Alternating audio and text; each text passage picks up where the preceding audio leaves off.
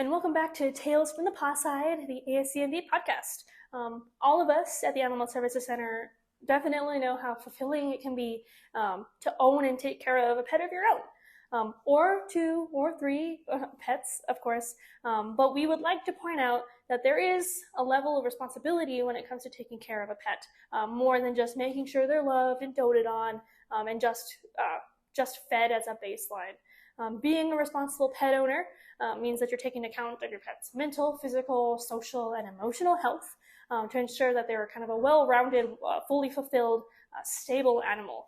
And I'm going to have a few guests today. I'm going to be speaking with Emily. She's a current volunteer, former volunteer coordinator, and just a general pet owner from the community who wanted to come and chat with us. And I will also have our Executive Director Clint Thacker back to join in on the discussion, and we're going to talk about responsible pet ownership. So stick around and listen in. With me today, we have Emily, who is actually our former volunteer coordinator, but for now, she's just here as a pet-owning member of the community. And of course, we also have our awesome Executive Director Clint Thacker. I know you've seen him before, and I believe 1 or 2 podcast episodes, as well as our intro. So he's here as well to offer his input. Thank you, Amy. I really enjoyed being here with you today. Thank you. Thank you for having me as well, Amy. Of course.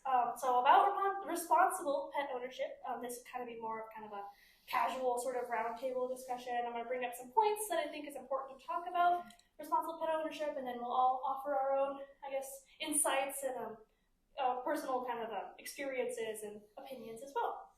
So we'll go ahead and start off. I personally think, and I think a lot of people as well would think, one of the most important fundamentals of responsible pet ownership is microchipping, spaying and neutering, and vaccinating your pets. Yeah, absolutely. I think one of the things I love saying to people is microchips never fall off. You don't take them off when you give a bath.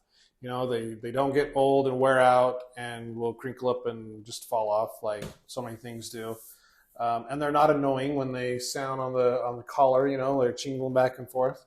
Microchips are the best way to ensure that your animal can get back to you. Yeah, absolutely. Especially because if you just kind of rely on the collar and tags, like Clint said, that is removable. It's not stuck to the body. Even if they have it on all the time, it can fade, it can scratch off.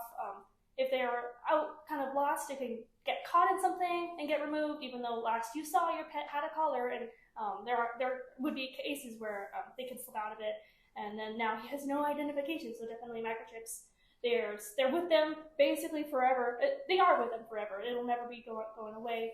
As long as you keep your information up to date, there will always be a way for us, someone, vet clinic, I think even fire stations sometimes will have them. Someone will be able to get a hold of you because of the microchip. That is the surefire way. Yeah, one of the most important things to remember about a microchip is you've got to update the information and keep it up to date in your info. Perfect example of that was when Hurricane Katrina went through and decimated these veterinarians. And so when they were at the staging center, the animals were at the staging center, and they would call on these microchips. They would find out that the implanter is the veterinarian. And so you'd have to call the veterinarian to get their information, but they were under 10 feet of water. And so even if your veterinarian says, you know, don't worry about it, it's going to be registered to us, always get it registered in your name with your phone number and information, because if that company goes out of business and nobody buys their info, then you don't have any recourse at all to get your animal back. So, and then especially if you move, you need to keep that information updated. And most chip companies will allow you to do it for free to update that. Yeah, definitely.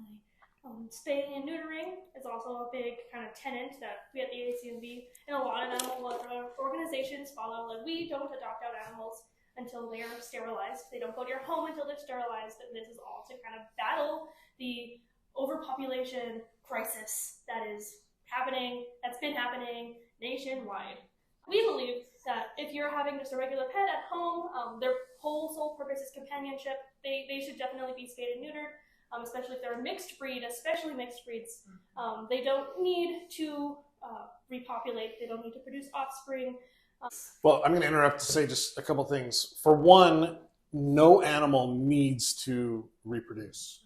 I think especially in our area here in Las Cruces in Doña Ana County, no animal should have puppies. And I say that from a view of seeing 10,000 animals come into the center a year.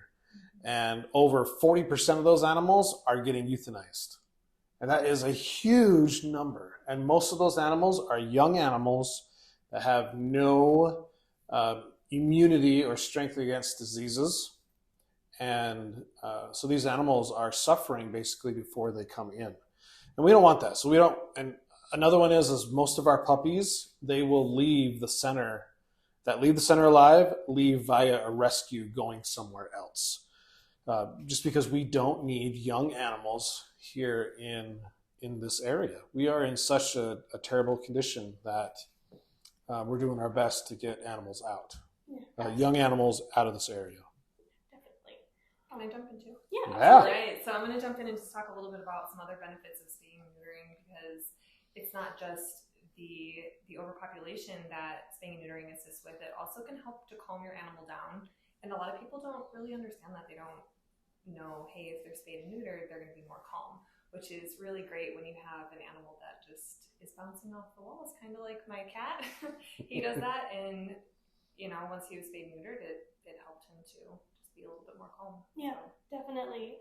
Obviously, spaying and neutering removes the reproductive organs, so that'll remove the reproductive hormones like testosterone with males. That's when those surges happen. That's when male dogs especially are known to escape their yards, even if they're not previously known to, and roam, because males, I believe, they can smell like a female in heat up to 5 miles away. Yeah, it's miles. Miles away.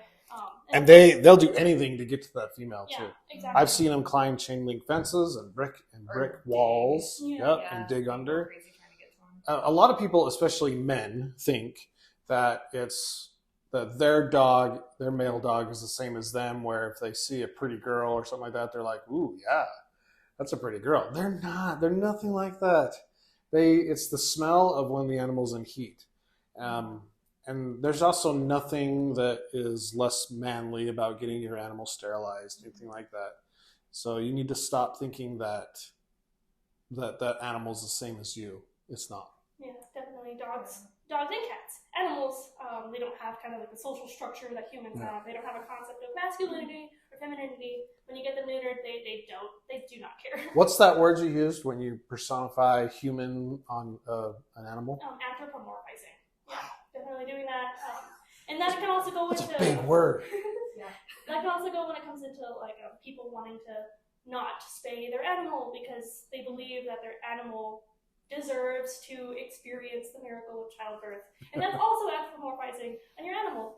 Your female dog or cat or pet in general, they don't have kind of, I guess, the maternal desire before getting pregnant. They don't want to. They're not dreaming about, oh, I want to be a mother to a litter of puppies and kittens and my life won't be fulfilled if that doesn't happen. But your pet doesn't matter. They don't care. Your pet doesn't care. They just kind of want to live their life, eating, sleeping, playing around. They just want to be, just pets. Yep. And more to the point of what Emily is saying, I mean, there's testicular cancer, there's uterine cancer, there's so much healthier lifestyle for it as well. Yeah, absolutely. Checkups. Very important. Yeah. Most, if not all, animal welfare organizations encourage scheduling regular checkups at your vet clinic. After you adopt a pet from us, we suggest going to a vet clinic as soon as you can, just so you can get your pet established at that clinic, become a regular client, and then do annual checkups from then on out. And that's just to make sure your pet is continuing to stay healthy. They'll do like routine blood work to make sure there's nothing internal going on that you might not be aware of, because pets are really good at kind of hiding when they're feeling bad, especially cats.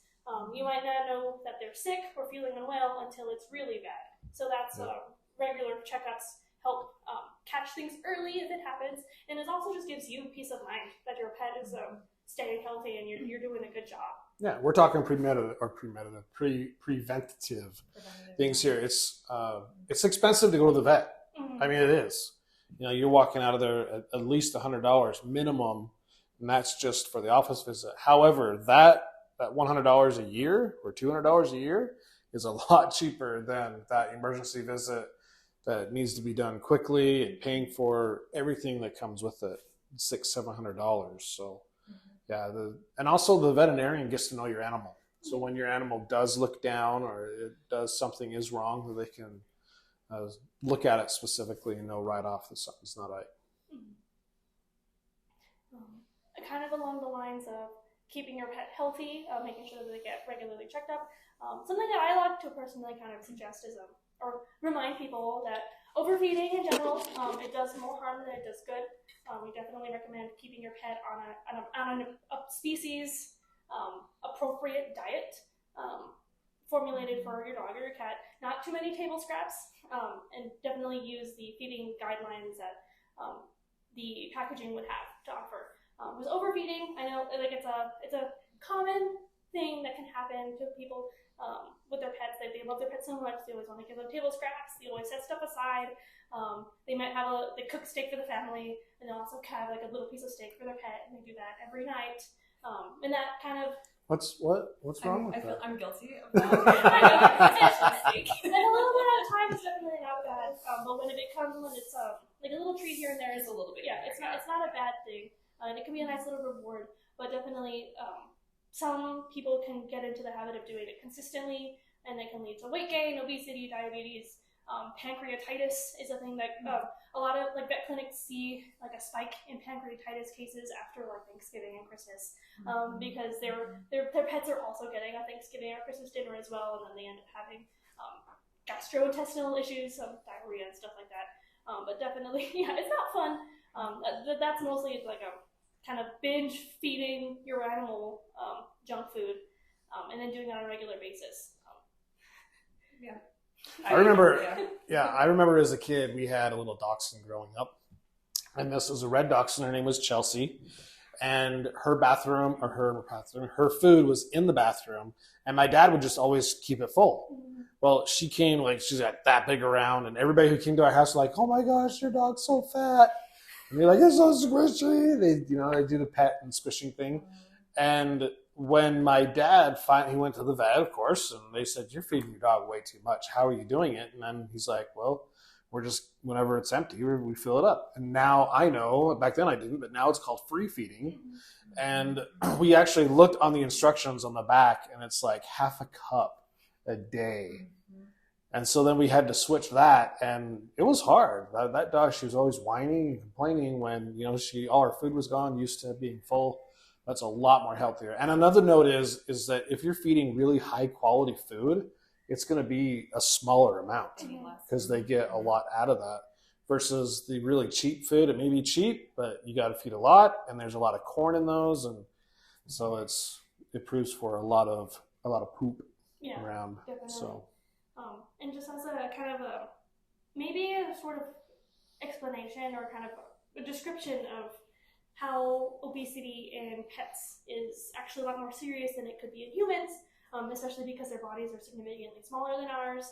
I believe, and this is something that I learned when I went to school for animal science, I believe for cats, every extra pound above their ideal weight range is the equivalent of 10 extra pounds on a human. So if your cat, I think the ideal weight range for like a male cat is, I believe, 8 to 12 pounds. So if your cat happens to be 20 pounds, so he's 8 pounds overweight, that's equivalent to 40 extra pounds on like a human being. With dogs, that ranges between the breed sizes. I think larger breeds, it's more equivalent to like an extra pound is like an extra 5 pounds. For little dogs, it'll be more like cats. An extra pound is like an extra 10 pounds. But it's because their bodies are so small, it's easier for them to gain more weight, and it impacts them a lot more seriously than we realize, I believe. That's some good information to share with city council during your council meetings. Yeah, definitely. Actually, I'll add that. That's a good thing. Yeah, definitely. Because a lot of people don't know that. They think that my cat's just a little bit overweight. Mm-hmm. But it's 1 pound it's a lot. Mm-hmm. It's significant when they're only so little. Yeah, definitely. And we don't realize it as of course with humans, like we don't take it as seriously. So it's like, obviously the animal's the same, but their little bodies, it definitely impacts them a lot more. This is future Amy, post-recording Amy, coming back in to kind of correct what I said in that little spiel. I did my math totally wrong. If a 20-pound cat would be 8 pounds overweight, that's the equivalent of 80 pounds over extra weight on a human, not 40 pounds. I did my math completely wrong, and I apologize. But we'll continue as normal. Thank you. I think our next topic about physical enrichment, a lot of times we use food as part of that enrichment, but it's only in, you make them work for it, and it's just little kibbles. Like I did one time, I had a dog, foster. I took a PVC pipe and put ends on both, filled it with a little bit of kibble, and then drill holes all the way around. And the dog would have to move it with the nose and play with it a little bit to get the food to come out. And absolutely loved it, but it was stimulating, right, to the brain and be able to get out. And it was just little teeny kibbles, so it wasn't like they were overfeeding every single time. No, yeah, definitely. And had a good time. Yeah, and now we see them really common in pet stores, like a training treat bags, treat packages specifically for training. They're usually low-calorie treats, so you can give them during a training session without really concerning too much about adjusting the meal sizes. Like I guess the animal kind of pet world is sort of geared towards that as well, making sure that there are certain treats that are lower calorie that you can use for training and enrichment, so it doesn't heavily impact them and doesn't lead to like the overfeeding or over calorie intake, if that makes sense. But yeah, definitely providing the mental enrichment, and it's also physical enrichment as well when you do like kind of like the puzzle feeders and treat dispensers.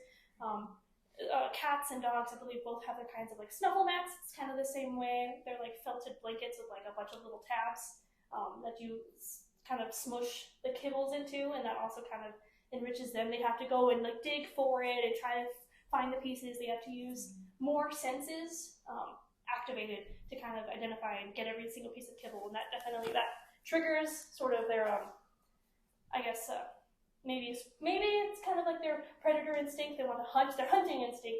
They get to kind of like activate that part of their brain to find all the pieces of kibble, and it keeps them feeling a lot more mentally stimulated. Definitely. Have you ever watched a dog do those blankets? There's nothing. Yeah. Nothing has made me more grateful for hands than watching a dog. Just trying to put their nose down in there and get it. And you're like, oh my gosh, just reach in there and get it. It drives me crazy. I always feel like whenever I fill up a Kong for my dog, I have to help him with it because he'll like knock it around and then he'll look at me for help, and I'm like, you don't need the extra help because you can do this, but he'll pout until I do like hold it. So it can come out, And then he also sticks it under the couch, which is really good enrichment, but he'll stick it under the couch to hold it. Oh wow. That's how he rolls. Right. But it's good enrichment for him. It keeps him busy, and it does help with those, those requirements that he has to keep him busy because he's so high functioning. Like he's a smart boy. He can be destructive, right? All dogs can be. Yes, all animals can be destructive unless they have enough to do. They've got to have that outlet, and it's all part of responsible pet ownership is providing that outlet for some destructive behavior. Because when I was an officer and I would go to people for barking issues, I'd say, listen, a dog communicates by sight, sound, and smell. And so if you have a high functioning dog that's out there running laps and barking all the time, he's bored. Get something for him or her to do. Yeah, fill up some Kongs, stick them in the yard, or like play with them, take them on walks, because regular walks, I mean, we can benefit from walks, animals can benefit from walks. Yeah. Even cats can benefit from walks. I've seen people walking their cats down the street, which is a little weird, but I think it's super cool that the cat's, confident enough to do that. Well, and what's that cat going to do as soon as he gets home? Right? Right, exactly. And that's what you want them so tired that they just want to sleep for a little bit. And then they're not destructive. They're not, exactly. The couch. They're not eating the carpet. They're not chewing on the furniture. They're done because they were properly socialized and enriched for the day. Yeah, definitely. And you bring up socializing, and that's our next topic. And that is so important. We have one of the reasons why we built a new center was because we were going to say, let's have an animal shelter. And I said, that was the question for the Go-Bon. And I said, well, let's also do a dog park. I said, it's very common to have a dog park right next to the new animal center because that can promote both, be able to do that. And so that was the question, was build a animal center and 2 acres worth of dog parks. So they split them up. So we have, I believe, 3 dog parks here now in Las Cruces, and one at Burn Lake, the new one at Burn Lake, the new one here on Rinconada, and then where's the other one? Is it off of Solana? Yes, I think so. We don't have any control over those, so we're ASCMV. We're not Parks and Rec is the city is actually the ones that have control over those dog parks. But they're great. I mean, the one here is always packed in the morning and also especially in the evening. And that's so important to get your animals that socialization. Like I have this Chihuahua Terrier thing. I love her to death. She's my tiki dog, but she hates other dogs. Bottom line, and that's my own fault. I didn't socialize her very well, and so a huge difference. So whenever we bring a foster home, we have to put her away and introduce them very slowly, or else bad things happen. Yeah, so definitely, it's a lot easier to socialize an animal, especially if you adopt them as like a puppy or a kitten. Because their brains are still developing, they're still learning kind of the, I guess, social cues or social etiquette between other animals. Yeah. That's a prime socialization time for puppies and kittens. Did you want to butt in? About socializing your pets? Yes. I mean, super important, like Amy was saying, just to make sure that the animal is socialized properly, so when they are out and about, even if your dog or your cat isn't the most friendly animal, they can at least have the etiquette to be, I guess, just not reactive to the other animals or whatever else is going on out there. So, yeah, definitely. For sure. Also kind of in the same vein, sort of socializing your pet, taking them to the dog park. Aside from dog parks, bringing your pets out in public, we do have leash laws, both here, like citywide and also county ordinances regarding keeping your pets restrained. And that's something that I believe you might have personal experience with. Yeah, and that's huge because when you have an animal and you have them leashed and you're walking with them, you're out in a public place, and then somebody else's dog isn't on a leash, they run up to your dog and they say, no, my dog is friendly. Well, mine might not be. He's on a leash. I'm trying to be responsible. I have him, under control. But that's one thing that I feel like pet owners can understand a little bit better. Just because your animal is friendly doesn't mean that other animals are. Right. I don't understand the whole thrill of having your dog off a leash when you're walking. I honestly, I don't get it. So many bad things can happen to that animal. It's dangerous. They could get hit by a car. They could get attacked by another animal that's loose. There's a lot of things. Well, especially here, rattlesnakes, or snake bites, spider bites, scorpions. Yeah, and you have no control over that animal. And also, I mean, there's laws about chasing deer or hoofed animals. Your animal could be killed if it's chasing the wrong type of animal. And there's every right for them to do it. So, and the only thing is, if it's on a leash, it would have never happened. Exactly, yeah. Very important to leash your animal. I mean, if it's at the dog park, absolutely, it's off leash. If they're socialized properly, take them to the dog park. It's a safe place. It's fenced in. You don't need to worry about, well, I'm not necessarily rattlesnakes because they can still get into the dog park, but you don't need to worry about them chasing hoofed animals or those kinds of things. So. Definitely. Yep. Also, in addition to restraint, not necessarily leashes, but it's something that I see a lot when I'm just driving around doing my business. Animals in the backs of truck beds, they need to, by the ordinance, have to be restrained. The surface has to be non-slick, preferred to be crated. It's a hazard for your animal and for the public in general. If for any sort of reason your animal jumps out, you get into a car accident, your animal flies out. It's just overall safe, much safer, and required to keep your animal secure on the back of your truck bed. I understand if you have a truck that only has like the first 3 seats and there's really no cab, so there's really no other kind of option. But always have a crate in the back of your truck, and it keeps your pets safe. Definitely a lot safer than if they were just walking around the back of the truck, slipping. If you take a turn too sharp, definitely keep your pet's health in mind. Your pet's physical health in mind when it comes to toting them around in your truck. Definitely. Yeah, we were driving home one time from a family trip from Seattle back to Utah, and we were in the mountains, and we were coming up over this pass. There's all this traffic. We got to where the traffic was the main part, and it was an accident that happened, and a truck, and there was a dog dead in the middle of the road. Obviously had been in the truck, and I'm like, oh, I wish that never would have happened if the animal was in a crate. And there's no real excuse not to have a crate, an animal in the back of the truck. I mean, I've lived in farm communities, and I see them all the time with dogs, just out walking around in the back of the truck, and that's their excuse, is it's a working animal.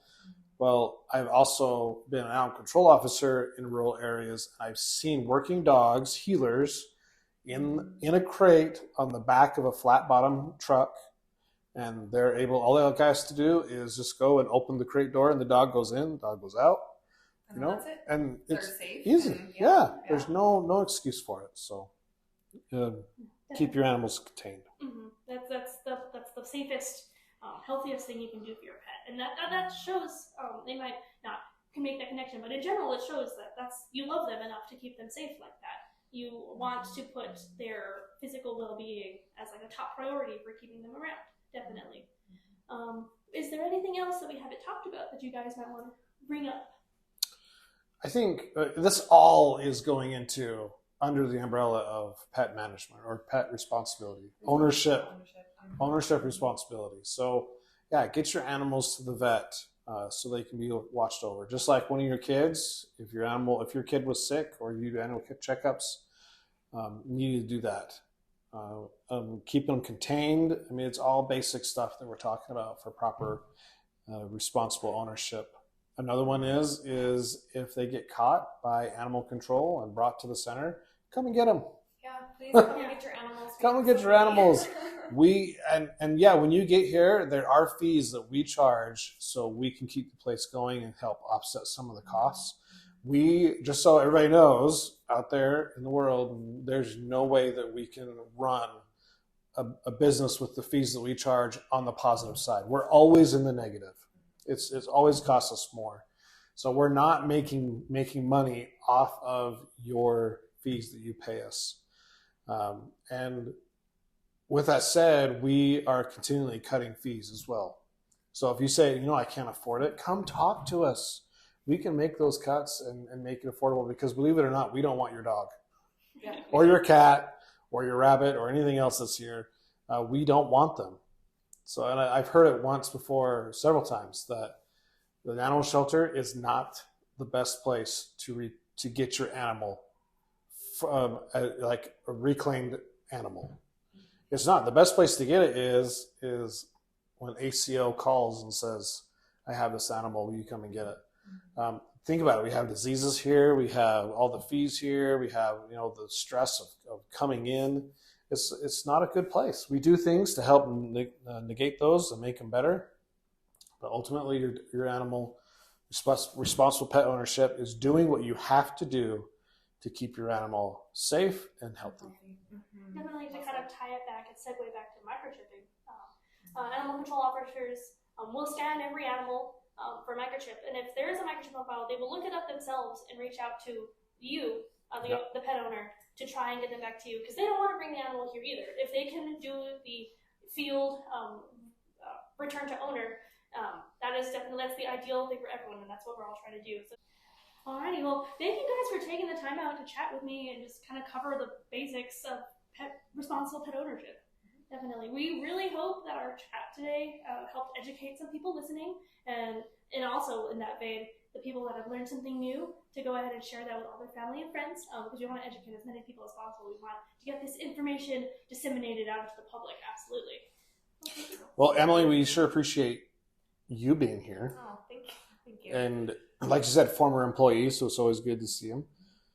So, and Amy, thank you very much for doing this. I just want you to know that my family loves the podcast. We listen to it all the time, every month. Very informative, and thank you for having me, guys. I appreciate it. Of course, thank you. Yeah, so I hope you enjoyed listening to that discussion as much as I enjoyed having it, along with our director and our friend, former volunteer, current volunteer, Emily. But I would like to address that we do have a podcast question to answer this time. Since our last podcast was previously recorded, we got a submission. It is titled, Support for Keeping Your Animal, Especially If Money is the Issue. And I have it right here, so I won't get it incorrect. They said, I was at the Santa Fe Animal Shelter yesterday with the head of the animal care team, and he said that once a creature crosses the threshold, they have to do an intake. But if someone is surrendering a pet for lack of money, they would give you food, even for a whole year. And if animal needed medical help you can't pay for, that they would help with that. That time in the shelter in cages is so hard on animals that they would rather help owners keep their pets at home. I did not know this and have from time to time seen people post that they can afford to keep their pet. So I thought that this was worth sharing. And is the same true for the ASCMV? And well, while we at the ASCMV don't offer any sort of medical services, we don't have a public-facing medical clinic. There is the Doñana County Humane Society does have the Animal Relief Fund, I believe is what it's called. You can find it on their website. You can look up Doñana County Humane Society, find their website, and have it in the resources. They offer medical assistance for low-income individuals. It's a little voucher. It helps kind of offset the overall cost of taking your pet to a vet if they need medical help. Regarding food, the cost of food, and that being a struggle for pet owners, I did get with our office manager to ask her this question before I relayed it all to you, and she did let me know to let you all know that if a person comes in to surrender an animal and they do state that they've been having a hard time money-wise and they haven't been able to afford food, specifically, we do offer them donated food that we might already have previously been given. We'll offer that to them to keep them kind of at least helped for a little bit. So if you'd like to help us support owners that way, we do accept food donations. They have to be unopened packages, and they have to be, of course, not expired, preferably, but definitely unopened, and we use that to kind of help. We'll give an owner a bag of food to kind of ease their kind of money situation, and hopefully that'll kind of help in the future as well. While this is only a primarily temporary situation that we help with, it's not really super long-term. We do actually have a rescue partner in town. They're called Action Programs for Animals, and they actually run the food bank through their rescue. It is a resource for low-income individuals, and they are open on the first and third Saturdays of the month from 1 p.m. to 3 p.m. And of course, since this is a resource offered to low-income individuals in general, you have to provide a proof that you're getting a low-income or government assistance. You have to provide proof that you're a resident of Doñana County, and you also have to provide records for your pet. But this is a more consistent solution, and of course, Action Programs for Animals also accepts donations for their food bank as well if you'd like to support them as well. If you'd like any more information at all, you can visit them at their website, APA Las Cruces, all one word, .org, or you can call them at 575-644-0505 if you have any questions. Of course, in general, we are, as the shelter and of course APA, we want to help the owners as much as we can. If there's any way we can help an animal either retain their pet or reclaim their pet if they're already here, as mentioned earlier by Clint, we are definitely willing to work with you. Definitely don't be afraid to bring it up to us and see if there's something we can do, because more often than not, we don't want the animals coming in, and we want to get them out as fast as possible. So absolutely, we want to help you guys as much as we can. If there are any questions anyone else would like to share or ask us so that we can address it in our next episode, feel free to check out our resources tab on our website, ASCMV.org. The resources tab, and then conversations with the center, and that will take you to a link where you fill out a fun little jot form, and then we'll answer your question for next month. And just to give you guys a little heads up as to what's going to be going on at the ASCMV in the month of November, we'll actually be having an event at Fire Station 1 on Saturday, November 4th. We'll be there from 10 a.m. to 1 p.m. They will be awarding us as well all of the proceeds that came with our fun little fire shelter pet calendar shoot that we did last year for the year of 2023. That'll be fun. Definitely encourage you to come around and just hang out with us, hang out with the fire people. And we'll have dogs available for adoption as well, so stick around and maybe you'll find one that you'll love. We will not be having an adoption event on November 11th, the Saturday, and that is because we are closed for Veterans Day, so we will not be in operations. It's a federal holiday that we are observing. And in the same vein, we will also not be open on Thanksgiving Day, of course. We want you all to celebrate those holidays with your family, giving observance and respects, and definitely take that time to yourself. Following that Saturday that we're closed, so we will be having an adoption event at Icebox at their Picacho location. We'll be there from 12 to 3. It's always fun to hang around, get some lunch at Icebox, meet some dogs, and hopefully you find one that you fall in love with as well. And then, of course, our final adoption event of the month, we will be at the Farmers Market on Saturday the 25th. We'll be there from 10 a.m. to 1 p.m. We always love being at the Farmers Market. Get to hang out with the people's owned dogs that they bring to the Farmers Market. You can meet ours, say hi, and we definitely encourage you all to come out and adopt from us, definitely. We hope you're as excited about these events as we are. We hope to see you in the next month and next podcast. So thank you all for listening, and we'll see you later.